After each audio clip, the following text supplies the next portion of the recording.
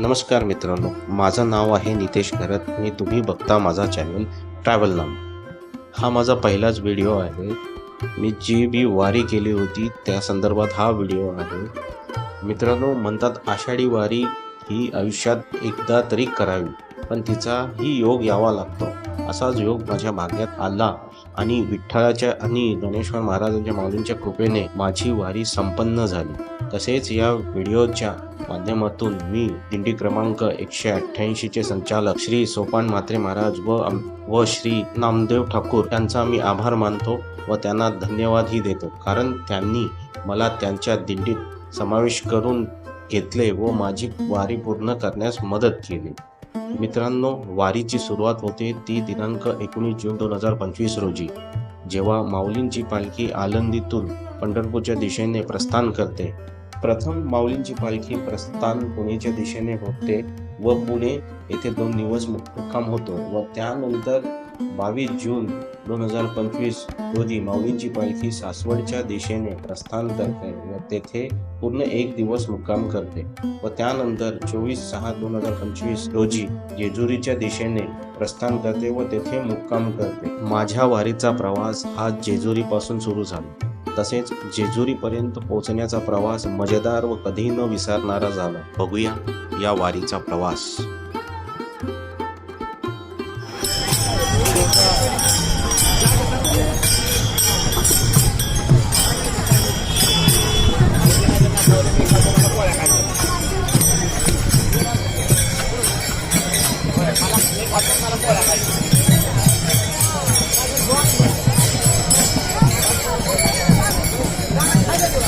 बरेच जेजुरीला आता बांधकामात आहे ना, काही नव्हता.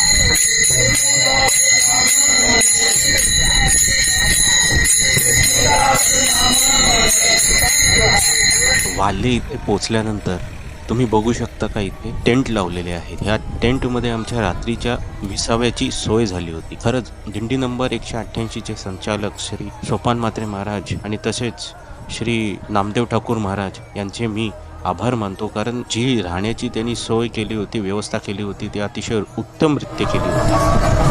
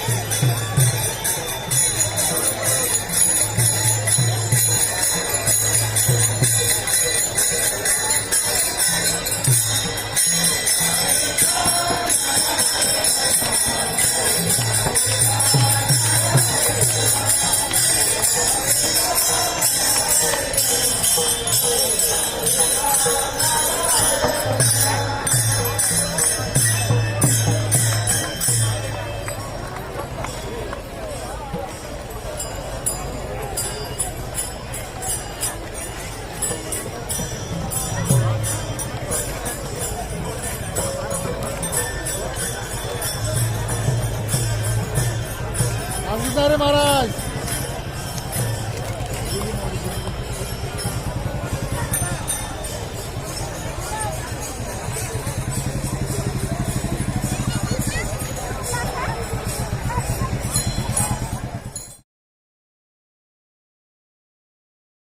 मित्रांनो, आता तुम्ही बघत आहात हे दृश्य आहे नीरा नदी जवळचे. नीरा नदी ही वाल्हे आणि लोणंद यांच्यामध्ये येते. वारकरी संप्रदायात संत ज्ञानेश्वर माऊली महाराजांच्या पादुकांना नीरा नदीत स्नान घालण्याची प्रथा आहे आणि ही प्रथा पवित्र आणि भावनिक मानली जाते. माऊलींची पालखी जेव्हा पुणे जिल्ह्यातून सातारा जिल्ह्यात प्रवेश करते तेव्हा ही नीरा नदी लागते. एका जिल्ह्यातून दुसऱ्या जिल्ह्यात जाताना नदीच्या पवित्र जलामध्ये माऊलींच्या पादुकांना स्नान घालण्याची ही अनेक वर्षांची परंपरा आहे. वारकरी संप्रदायात असा मत आहे की नदीचा प्रवाह केवळ हा पाण्याचा प्रवाह नसून हा जीवनाचा प्रवाह आहे असे मानले जाते. जेव्हा माऊलींच्या पादुकांचा स्पर्श नीरा नदीच्या पाण्याला होतो तेव्हा नीरा नदीचे पाणी परमपवित्र होते.